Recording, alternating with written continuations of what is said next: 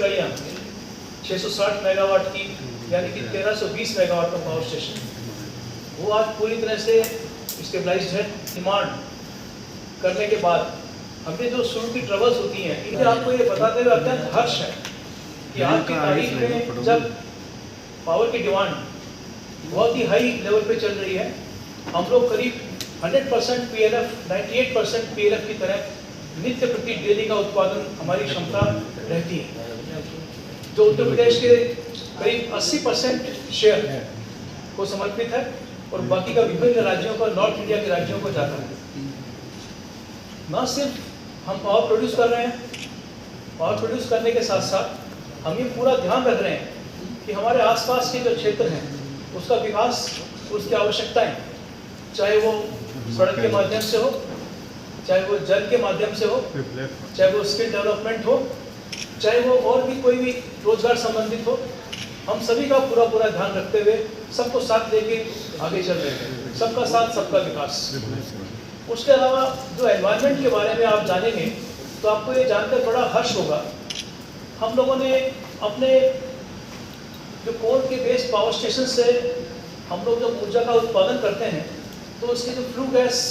Generate होते हैं, उस फ्लू गैस को चिमनी में ट्रीट करके 99.99% की दक्षता वाला ESP का हमने एक उपकरण लगाए हुए हैं, जिससे कि 99.99% ऐश उसी में कलेक्ट हो जाती है और 0.01% ऐश जो कि एनवायरनमेंट नॉर्म्स के जो हमारे मापदंड हैं उसी के अनुरूप हम लोग उसको उत्पादन करके और निर्माण करते हैं, विद्युत का निर्माण करते हैं। न सिर्फ ESP, उसके अलावा हमारे पास एक ZLD सिस्टम है जिसको कि जीरो लिक्विड डिस्चार्ज बोलते हैं। प्लांट के अंदर जितना भी प्रोसेस वाटर है, चाहे वो कोल के संपर्क में हो, चाहे वो ऐश के संपर्क में हो, चाहे वो ऑयल के संपर्क में हो, वो सारा का सारा पानी कैप्चर होके और उसको ट्रीटमेंट करके हम लोग एफ्लुएंट ट्रीटमेंट प्लांट के द्वारा उसको रिसाइकिल करके पुनः उसका इस्तेमाल करते रहते हैं। इससे होता ये कि जो हमारा प्रोसेस वाटर है वो कंटेमिनेशन कहीं भी बाहर प्लांट के कैंपस के जाता नहीं है, वो पूरे प्लांट के परिसर में ही रहता है। और अभी जो लेटेस्ट एनवायरमेंटल नॉर्म्स आए हैं जिसमें कि SOx और NOx के लिए जो हमारे मिनिस्टर एनवायरनमेंट ने, मिनिस्टर ऑफ एनवायरमेंटल साइंस ने जो नए मापदंड जारी किए हैं, हम उसके लिए भी अपने यहाँ FGD सिस्टम का निर्माण कर रहे हैं जो लगभग पूरा है। उसका COF यानी कि ऑपरेशन कंप्लीशन फैसिलिटी क्रिएट हो चुका है और हम उसका शीघ्र ही परफॉर्मेंस गारंटी टेस्ट करने के बाद उसको नियमित यूज़ में लेके आएंगे। उससे आपके जो हमारे कोल बर्निंग के बाद जो फ्लू गैसेस में एक्स्ट्रा सल्फर डाइऑक्साइड और ये सब चीज़ें उसमें एब्जॉर्ब होने के बाद जिप्सम जनरेट हो जाएगा और हमारे एनवायरनमेंट में जो सल्फर डाइऑक्साइड की गैस निकलती है वो लगभग 0 के आसपास हो जाएगी, 200 ppm 300 ppm के भी नीचे आ जाएगी। और भी हमारे विभिन्न प्रकार के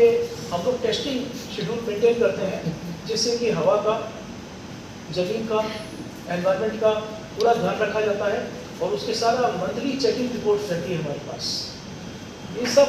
चीज़ों के द्वारा मैं आप सबको ये आश्वस्त करना चाहता हूँ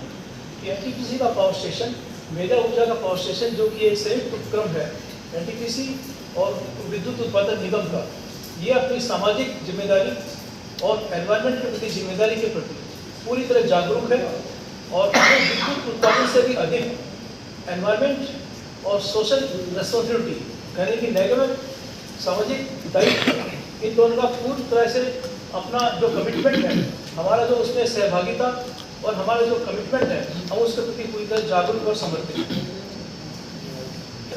इस अवसर पर आप सभी के द्वारा आपके मन में किसी तरह के प्रश्न हैं यदि